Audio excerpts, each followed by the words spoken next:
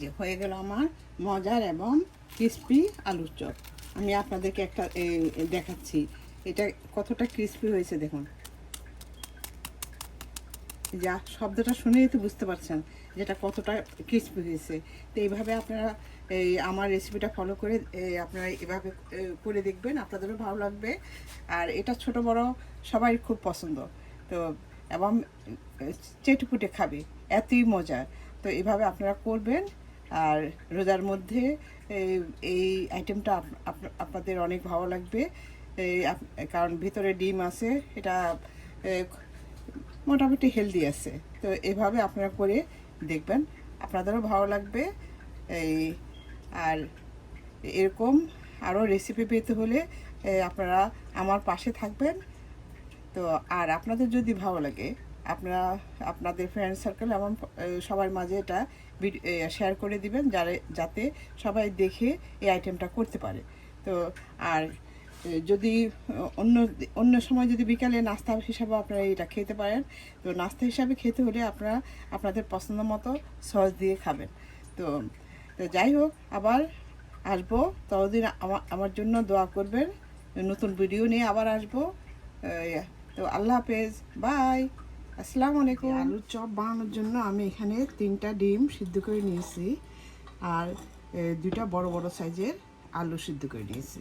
এখন আপনাদের যদি আরও বেশি লাগে তাহলে ডিম আরও বেশি নেবেন, আলু আরও বেশি নেবেন, আর কম লাগলে আরও কমিয়ে দিবেন। এটা যার যার ইয়ে অনুযায়ী করবেন, চাহিদা অনুযায়ী। তো যাই হোক, এখন আমি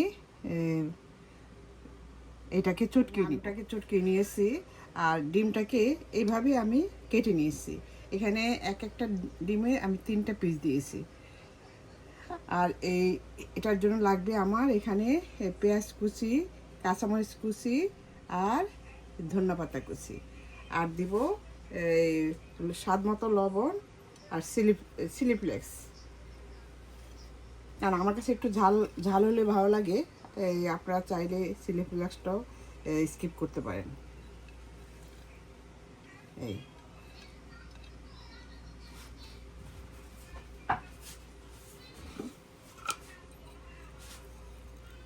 এই যে আমি হাফ টিস্পুন আমি চিলি ফ্লেক্স দিয়ে নিয়েছি, আর স্বাদ মতো লবণ দিয়ে আবার একটু চটকে নিব।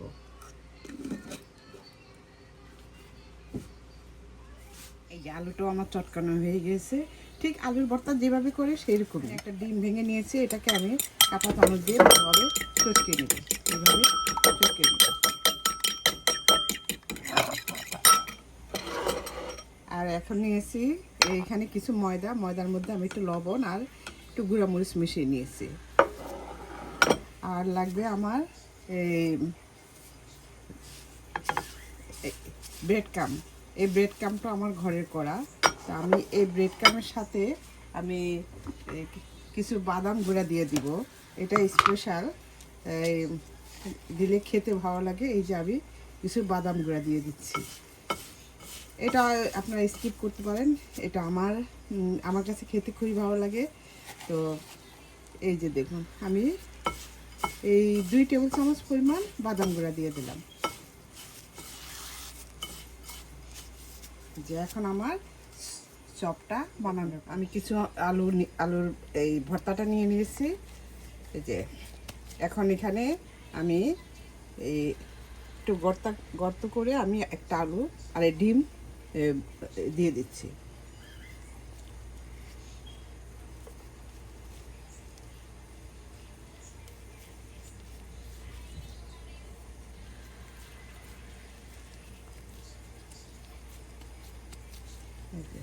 আপনারা ডিমটা দিয়ে আপনাদের পছন্দ মতো যে কোনো সাইজ দিয়ে করে নিতে পারেন। আমি একটু গোলাকারেই করেছি, আপনারা ওভেল শেপ দিয়েও করতে পারেন, যার যেমনটা পছন্দ তেমনই করতে পারেন। এই যে দেখুন, হয়ে গেছে আমার একটা এই আলুর চপ।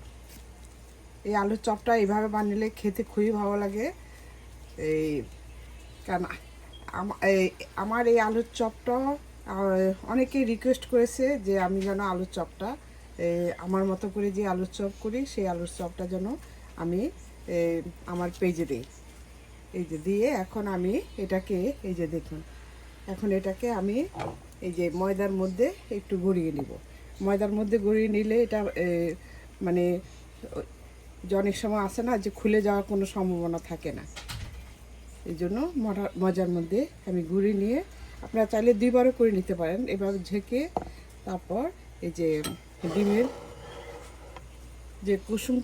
ডিমের কুসুমটা যে গলিয়ে রেখেছিলাম, এই যে এখন ওটার মধ্যে আমি দিয়ে এই যে এইভাবে দিয়ে দেখুন দিয়ে তারপর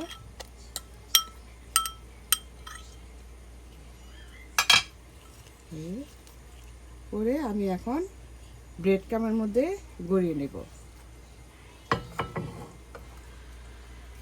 এই যে এখন আমি ব্রেড ক্রামে এইভাবে গড়িয়ে নিচ্ছি। এই চপটা আমার রেসিপি অনুযায়ী আপনারা করে খেয়ে দেখবেন, আপনাদের কাছে অসম্ভব ভালো লাগবে। কারণ এটা একবার যদি খান আপনাদের সবসময় এই চপটা বানিয়ে খেতে ইচ্ছে করবে। এই যে দেখুন হয়ে গেলো আমার একটা আলুর চপ। এই যে এখন আমি আপনাদের সুবিধার জন্য আমি আরেকটা দেখিয়ে দিচ্ছি। এই যে দেখুন আমি কিভাবে এই আলুটা নিয়েছি, ঠিক এইভাবে সুন্দর করে তারপর ওপরে এখন আরেকটা দিয়ে দেবেন, প্রলেপ দিয়ে দেবেন। এই যে দেখুন দিয়ে এটাকে ভালোভাবে মুড়িয়ে দিবেন যেন কোনো সাইড দিয়ে একটু বের হয়ে না আসে।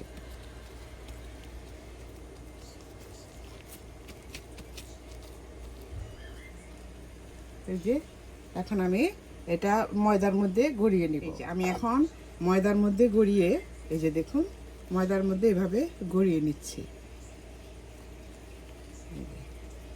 এভাবে চারপাশ সুন্দর করে গড়িয়ে নেবেন, তাহলে আর এটা আপনার খোলার কোনো সম্ভাবনা থাকবে না। যে হয়তো আপনারা অনেক সময় ভয় পাবেন যে এটা খুলে যেতে পারে। হ্যাঁ, এখন এটা আমি ডিমের মধ্যে গড়িয়ে নেব। এই যে আমি এখন এই ডিমের মধ্যে গড়িয়ে নিচ্ছি। এই যে দেখুন আমি হাত দিয়ে করে নিচ্ছি, আপনারা চাইলে চামচ দিয়ে করে নিতে পারেন, যে যার মতো সুবিধা মতো করে নেবেন। এই যে এখন আমি ব্রেড ক্রামে গড়িয়ে নিচ্ছি। এই যে দেখুন ব্রেড ক্রামে আমি গড়িয়ে নিচ্ছি। এই যে ব্রেড ক্রামটাও খুব এমন করে দিবেন যাতে পুরোটা একদম কভার হয়ে যায়। এই যে দেখুন আমি ব্রেড ক্রামে কীভাবে গড়িয়ে নিচ্ছি। এই যে হয়ে গেল আমার মজার আলুর চপ। এইভাবে আমি সবগুলি বানিয়ে নিব। এই যে হয়ে গেল আমার আলু দিয়ে ডিমের চপ অথবা ডিম দিয়ে আলুর চপ, যেটাই আপনাদের সুবিধা হয় সেটাই বলতে পারেন। তা আলু দিয়ে ডিমের চপ আমি বানিয়ে ফেলেছি। আর এখানে মাঝখানে এই যে এই ব্রেড ক্রামটা ছিল আমার অরেঞ্জ কালার, আমি একটু অরেঞ্জ কালার দিয়েছিলাম, মানে সাদাটা শেষ হয়ে গিয়েছে। তো যাই হোক আমি মাঝখানটা এই অরেঞ্জ কালারের ব্রেড ক্রাম দিয়ে করেছি আর এটাকে ওভেল শেপ দিয়েছি। এখন আসুন এখন একটু ভেজে নিই। তার জন্য আমি এখানে ফ্রাই প্যানে তেল দিয়ে নিয়েছি। এখন আমি একটা একটা করে দিয়ে দিচ্ছি। আমার তেলটা গরম হয়ে গেছে, আমি ডুবো তেলে ভাজবো। আসলে সবাই বলে যে অল্প তেলে ভাজলে ভাজা সুন্দর হয়, কিন্তু আসলে সুন্দর হয় না। এবং ওই অল্প তেলেই কিন্তু এই ভিতরে তেলটা বেশি ঢোকে। তো ডুবো তেলে কিন্তু তেলটা তেমন একটা ঢোকে না। তো কাজে আমি ডুবো তেলে ভাজার চেষ্টা করবেন। এক পিঠ হয়ে গেলে পর তারপর আমি উল্টিয়ে দিব। আমি এভাবে একটু নেড়ে দিচ্ছি যেন উপরের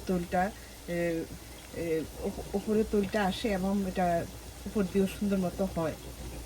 এই যে এখন এক পিঠ হওয়ার পর আমি উল্টিয়ে দিই। আমার এক পিঠ হয়ে গেছে, এখন আমি এটাকে উল্টিয়ে দিচ্ছি। এক পিঠ না হওয়ার পর যদি উল্টিয়ে দেন তাহলে এটা ভেঙে যেতে পারে, মানে খুলে যেতে পারে আর কি। এই জন্য এক পিঠ হওয়ার পর তারপর উল্টিয়ে দেবেন। এইভাবে আমি সবগুলি উল্টিয়ে দিচ্ছি। আমার এটা ভাজা হয়ে গিয়েছে, আমি এখন তুলে নিচ্ছি। এই দেখুন দুই পিঠি কত সুন্দর হয়েছে। আর এগুলি বেশি ভাজবেন না। আর যারা এয়ার ফ্রায়ারে আবার গরম করে নিতে চান আর একটু কম ভাজবেন, তারপর এয়ার ফ্রায়ারে দিয়ে দিবেন, সুন্দর আরও ভাজা হয়ে যাবে। এইভাবে ভেজে আপনারা একটা বক্সের মধ্যে সংরক্ষণ করে রেখে দিতে পারেন। আবার না ভেজেও রেখে দিতে পারেন। তখন দিতে হলে ভাজেন, তাহলে না ভেজেও রেখে দিলে চলবে। আর এটা নামিয়ে এই যে এইভাবে ভেজে তারপর নামিয়ে এই যে এয়ার ফ্রায়ারে, যাদের এয়ার ফ্রায়ার আছে ওরা এয়ার ফ্রায়ারে গরম করে নেবেন। এই যে হয়ে গেলো আমার। এখন বাকি যেগুলি আছে আমি সেগুলি সেঁকে নিই। আপনারা এইভাবে করে এই যে এইভাবে করে তারপরে আপনারা এই একটা বক্সের মধ্যে করে ভরে একটু ফাঁকা ফাঁকা করে বক্সে ভরে তারপরে আপনারা ডিপ ফ্রিজে সংরক্ষণ করে রেখে দিতে পারেন। এটা খাবার অন্তত আধা ঘন্টা আগে নামিয়ে তৈরি ভাজবেন, দেখবেন যে একদম নতুন করে আবার একদম ফ্রেশ। তো এইভাবে আপনারাও করে সংরক্ষণ করে রেখে দিবেন। এটা অন্তত আপনার 1 মাস রেখে রেখে খেতে পারবেন। দেখুন আমার ভাজাটা কত সুন্দর হয়েছে, যে একটাও কিন্তু ভাঙে নেই। এভাবে যদি আপনারা ভালোভাবে কোট করতে পারেন তাহলে এই চপ কোনো ভাঙবে না। এই কোট করার সময় একটু সুন্দর মতো করবেন মনোযোগ সহকারে। এই যে দেখুন দেখতেও কতটা সুন্দর, খেতেও কিন্তু খুব মজা এবং এটা ক্রিসপি। এই আমি আসলে সবাই অনুরোধে আমি এই আইটেমগুলি করে নিচ্ছি এবং করে আপনাদেরকে দেখাচ্ছি। তো সবাই অনুরোধ ছিল যে আমি যেটাই করি না কেন সেটাই যেন আমি পেজে দেই এবং ওরা যেন করতে সুবিধা হয়। এগুলি আমার হয়ে গেছে, এখন আমি একটা একটা করে তুলে নিচ্ছি।